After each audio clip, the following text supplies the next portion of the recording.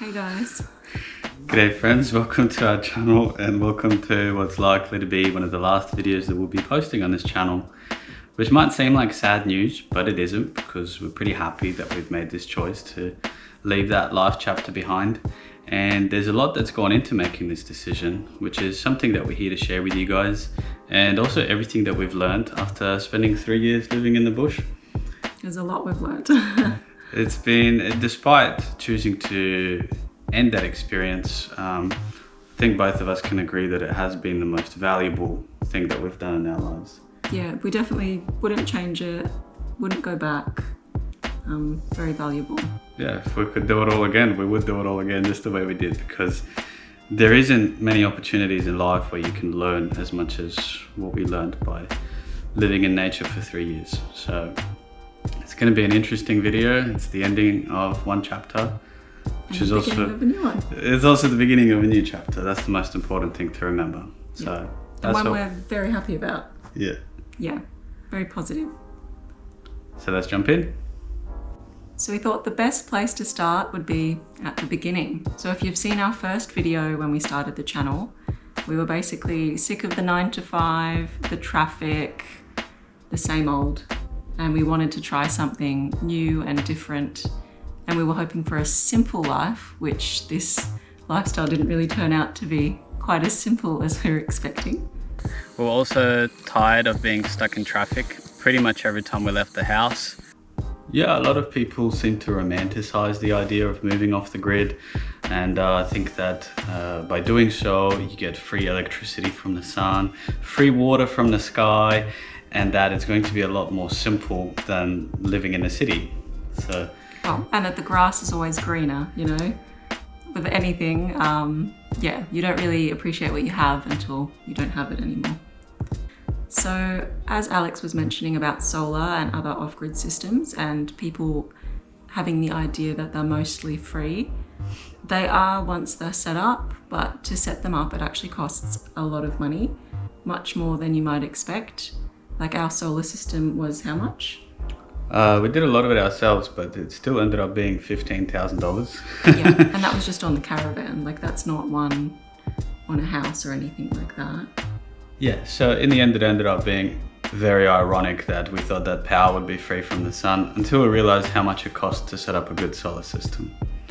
Which sometimes you can build cheap solar systems with second-hand components and whatnot, but then they tend to break.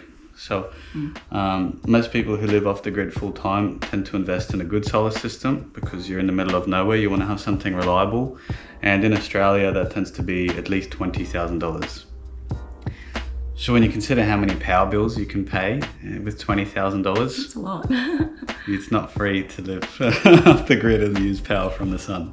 Yeah, and then if you need water, you either need water tanks or a bore, or it's just, there's a lot of expenses that go into setting up an off-grid property that you might not realise before getting yourself into it like we didn't. Plumbing, pumps, tanks, fittings, all of that adds up to another maybe $10,000, which once again, if you consider how many water bills you can pay with that much money, it's a bit of an ironic thing to realize in the end that water's not free when you're off grid. Yeah. Same with the septic system. So here we're living in a normal house again. It's beautiful because when we flush the toilet, it's carefree. We don't have to wonder where that goes. But off the grid, what you need is a septic system, and that's you can add another $10,000 of unexpected costs to those people who think that the experience will be very cheap and cost effective. Yep. Which leads to one of the main reasons as to why we decided to leave that life behind is we simply ran out of money and we ran out of motivation to just keep working non-stop, to keep funding these things before we even commenced the main house build project. Yeah, and especially with all of the challenges that would keep popping up, yeah, it just became not simple anymore, and we really just wanted a simple life, and we kind of realised that the life we originally had was actually not as bad as we were thinking. Yeah, I guess if we want to skip to that part of our decision process, is that we moved off-grid to have a simple life, and interestingly enough, this is the least simple time in our life that we've ever had. Yeah. And we were tired of the stress of living in a city, but interestingly, living in the middle of nowhere, doing a bunch of projects that we've never done before, that has to have been the most stressful time in our lives, including that natural disaster. Say in. Okay. Say in. Coco, in. It's okay, Coco. So. And any, stress or troubles that you have when you leave the city or another life, you tend to bring with you. You're still the same person that you were in that other life, and so if you were finding problems there, you're likely to find problems in your new life too. Yes, so that was the most ironic thing about moving into nature, because, we left our apartment in the city. I left my job. You stayed working a couple of days a week. So we left everything that we could behind in search of this new beginning. And how interesting it was to realize when we moved there that we still felt the same. So I know a lot of people say that, when we make life decisions, we make it to change how we feel, but how we feel stays the same no matter where we go, because we bring ourselves with us. That was one of the most interesting parts of that experience, realizing that even though a lot of you may have thought that we were living the dream, as people have said over time, the way you feel doesn't change. Yeah. And so to wrap up on that topic, what we learned as the most important thing is that for those of us who think that power bills are too expensive and water bills or utilities bills are too expensive and that living off grid is cheaper, the thing to keep in mind is that we had a very limited amount of water when we lived off grid, and it wouldn't be unreasonable to say that we maybe used 1/10 the amount of water than a normal household uses, and 1/10 of the amount of electricity that a normal household uses, because you have to be very economical on rainwater and on solar power. Very short showers. So that's the best way to save money. That's what I'm trying to say. That just if we were to all use less water and less power, well, we are currently living. Yeah. That's the saving that we were looking for. And on that topic of still feeling the same when we moved there, that was actually very useful, because if our grandparents, for example, told us, hey guys, you'll still feel the same, happiness is found within, we wouldn't have listened. We would have said, no, you guys don't get it. We're going to change our lifestyle, and by changing our lifestyle, we'll be happy. But that was one thing that we couldn't run from anymore, because that was a very big dream for us, to move to nature, to move into the middle of the forest. We thought we'd be happy. We weren't. And the positive aspect of that is that it made us look within more and to start questioning, hey, where does happiness actually come from? And for me personally, that's been the most beneficial part of that experience, because I couldn't run from myself anymore. I've tried every lifestyle that I wanted to in my life, and upon trying this one, realizing that I still felt the same, had to go within. That's where the good stuff's found. Yeah, and don't get us wrong, it's beautiful living off grid with nature, trees, animals. It was absolutely stunning, but just, I guess wasn't for us. And now we've moved back here, we still have the black cockatoos, we still wake up to bird noises, we still watch the trees outside our window, which Alex will show you now. Yes. It's beautiful. So we get to see trees over there, but we don't have to cut acres and acres of grass leading up to those trees. So you still get the beauty of nature, but with the convenience of a smaller piece of land, shops nearby, flushing toilets, a couch we can sit on together. It's really made us really appreciate the small things in life, which is an invaluable lesson to have, really. So that's what I meant by saying that this decision is actually a very positive decision, because if we just had a nice house to live in before, that would be sort of normal and we would still find something wrong with that. But because we've had an experience where we didn't have a nice house, we basically didn't have any amenities living off the grid, the gratitude that we feel now for being able to live in a normal home is second to none. Yeah, everything is amazing. Yes. Yeah. And maybe we didn't cover the positive aspects of the journey enough as well. So maybe let's cover some of that. Yeah. So for starters, when we woke up, there was not a single soul there, a human soul. It was just animals and nature. That was extremely beautiful. And I mean, we had the beautiful track to the creek. It was like our own private, bushwalk. It's unheard of. That's everybody's dream. So that was one really positive aspect of the experience, that we had a big piece of land just because they were zoned to be that big in that area. We had a huge piece of land just for us, and we had the privacy that Adam and Eve had in that story. We could swim naked in the dam. We could do whatever we wanted, really. We could play music pretty loud before the neighbors started to hear it. So that part of it was very, very beautiful. But where that beauty became not so beautiful, I guess, is when the land conquered us in a way. Yeah. Because the land was so big and we had so much space to ourselves, all of that space needed to be maintained. And again, we did not have the money to get the proper equipment to maintain that. Yeah, so... Like a nice tractor, it all costs money. And if you don't have it, it's very difficult. Yeah, the amount of work I did with a small lawnmower until I had so many blisters on my hands and the lawnmower was almost broken even though it was brand new because I was trying to cut so much grass with it. By the time he was done with the grass, he would need to start back where he originally started. It take like a week to cut it all. Yeah, it was a lot. Yeah, the property got the best of us simply because we didn't have the resources to make it work. It got to a breaking, what's the word? It got to a threshold point where in order to keep going, we were basically both going to need to work full time to have the money to build a house and everything. And at that point, we thought to ourselves for a minute, hold on, if we're working 5 days a week, we've only got 2 days on the weekend left to raise a family, build a home, and make videos for you guys. It just got to a point where it became ridiculous. We didn't have enough time and it became unsustainable. Yeah, just exhausting, really. Yeah. Yeah, so that's one of the main things to consider. How will somebody make money living on the land if they want to go off grid? And then how will they balance the amount of time it takes to make money with the amount of time it takes to set up a big property and to maintain it? Yeah, the upkeep. Because we were talking about the 9 to 5 and how that was a lot of time and how we didn't like that. But how much time did we spend maintaining the property? A lot. Alex spent a lot. Yeah. Sometimes it would be 7 till 7. Sometimes it wouldn't be a 5-day work week that we used to dislike. It would be a 7-day work week. Yeah. And so another consideration is if you did want a simple life off grid, you totally can do that, especially if you buy a property that's already set up. But of course that costs a lot of money.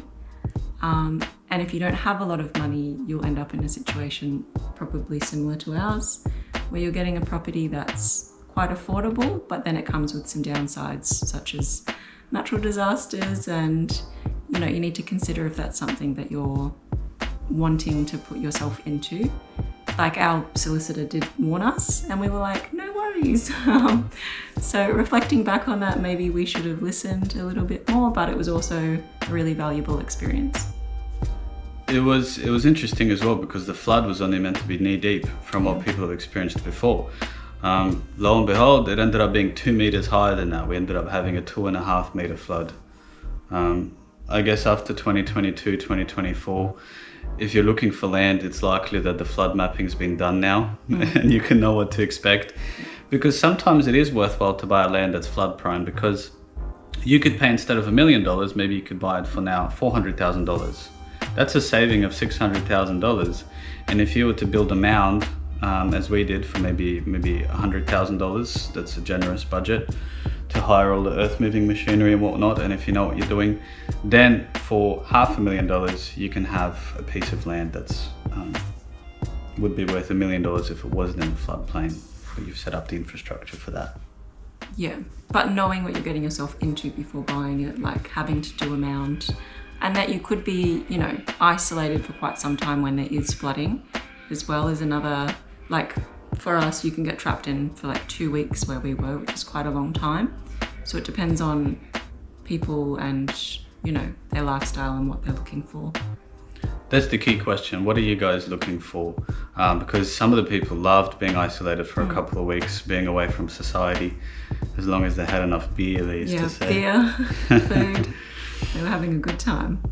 Yeah, so there's just a lot of challenges to consider. I guess that's the main theme of this video. It is beautiful. There's other videos of ours to show you that, but the challenges, there's quite a lot.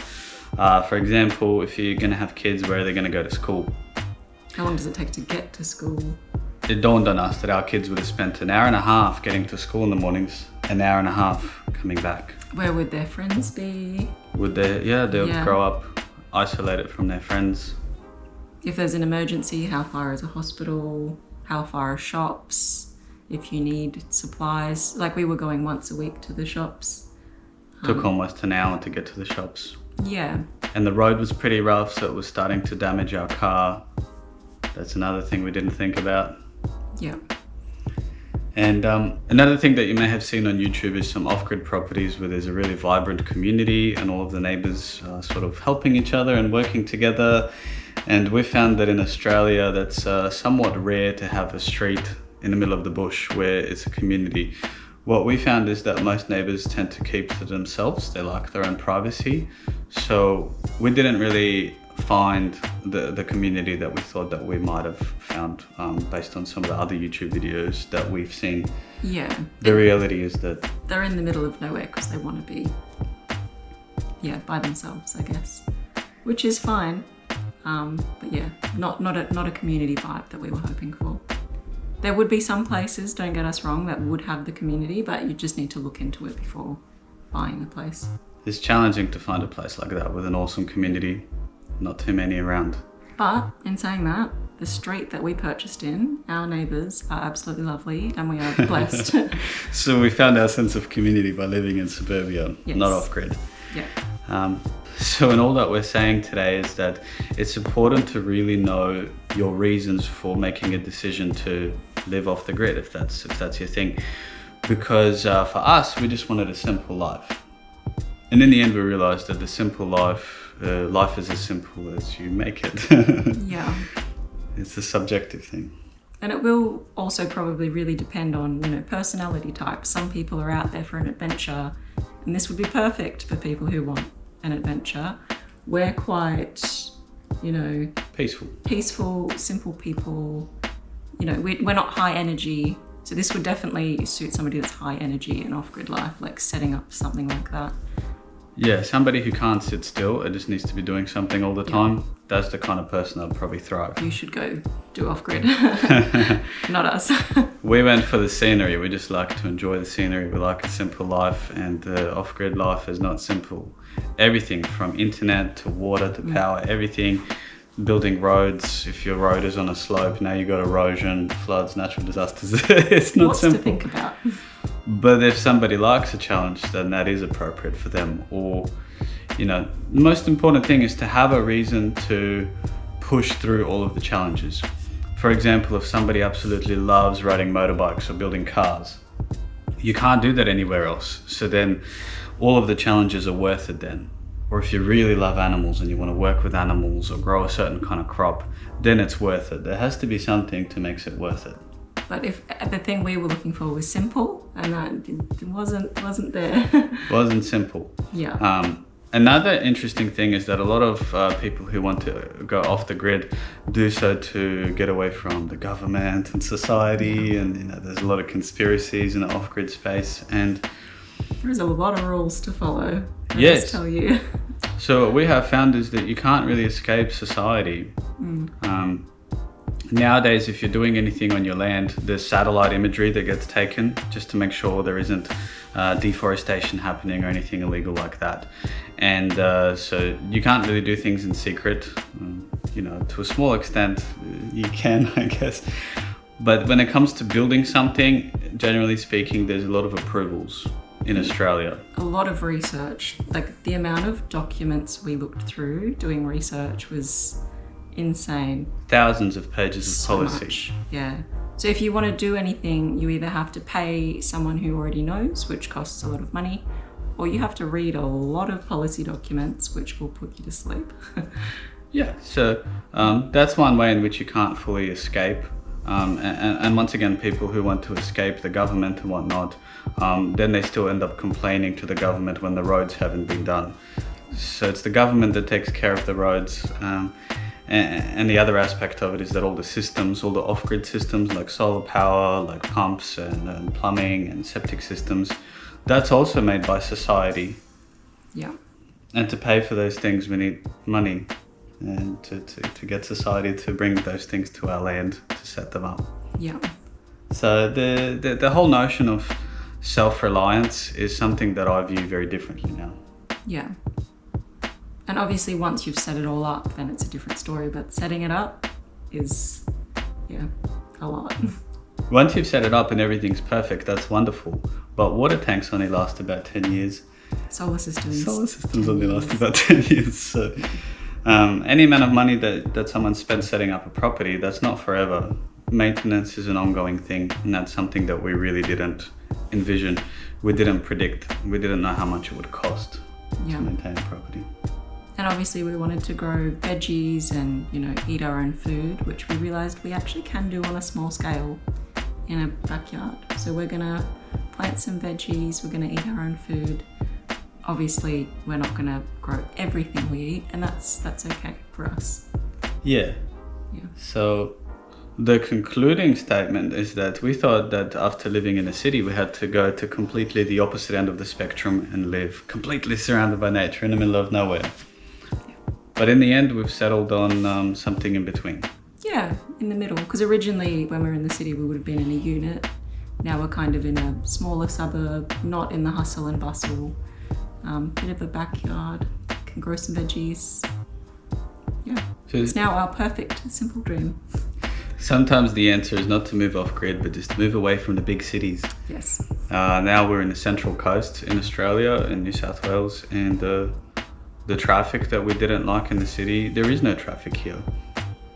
But it's still got all of the convenience, which was missing in the off-grid life. Yeah. Yeah. I guess the most ironic thing is that if you told our younger selves that you guys should just move to suburbia, we would have laughed. When I was younger, I really wanted to live in the city. I said, I'm not living anywhere but the city. And then as we got a little bit older, we said, we love nature, we want to live off the grid.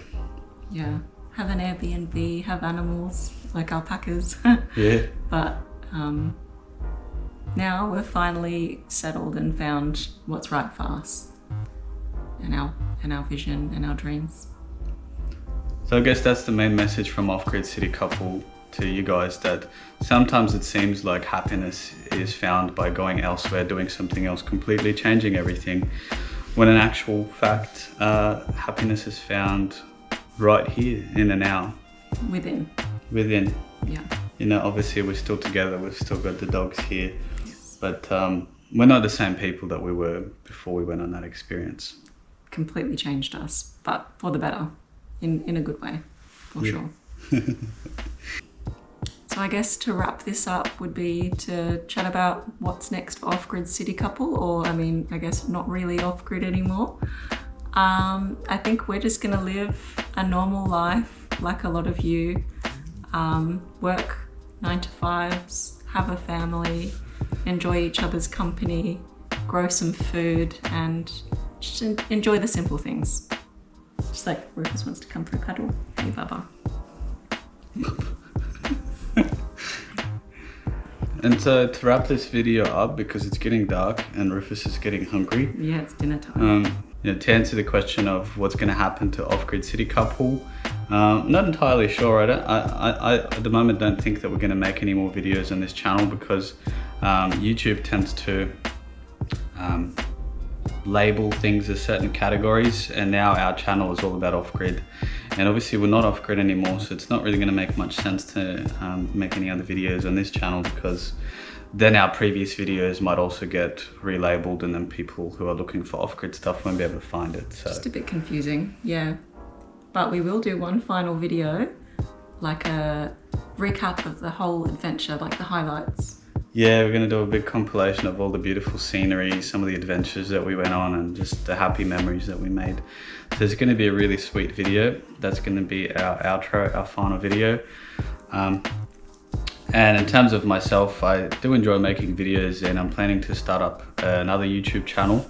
It's going to be called Conscious Media, and it's going to be centered more around the inner journey, because if you've heard the way that we talk about things, you know, a lot of people tend to gain the sense that there's something underneath it all, that there's another journey underneath it all that I haven't spoken about very much. So in the new channel, I'm going to be focusing more on the inner aspect of the journey and the challenges that we all go through and how to handle those things with grace, such as how we ended up being in a natural disaster. That was a very challenging thing to reframe and to bounce back from. But look at it in a positive way. Yeah. How to find the positive in the challenges. So now we're both grateful that we're in that flood. Because those experiences shape us, make us stronger.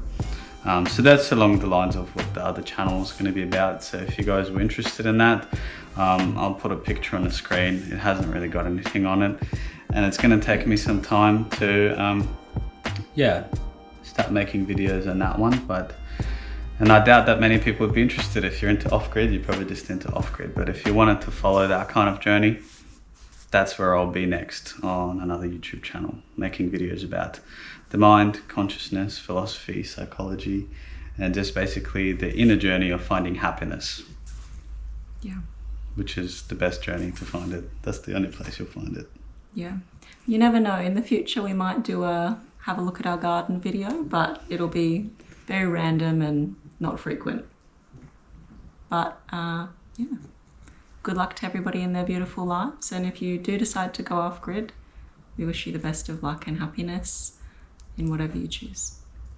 Thanks to everyone who joined us on this journey and all the nice comments that you guys have written. That's been very special and meaningful. Yeah, really warmed our hearts how much everybody's been watching and enjoying the videos and what Alex has to teach. If you found our videos helpful, then that means that I succeeded with what I intended for this channel, which was just to be helpful and to share useful things that make other people's lives easier than ours have been. Yeah. So thanks everybody, and that's a wrap for OGCC.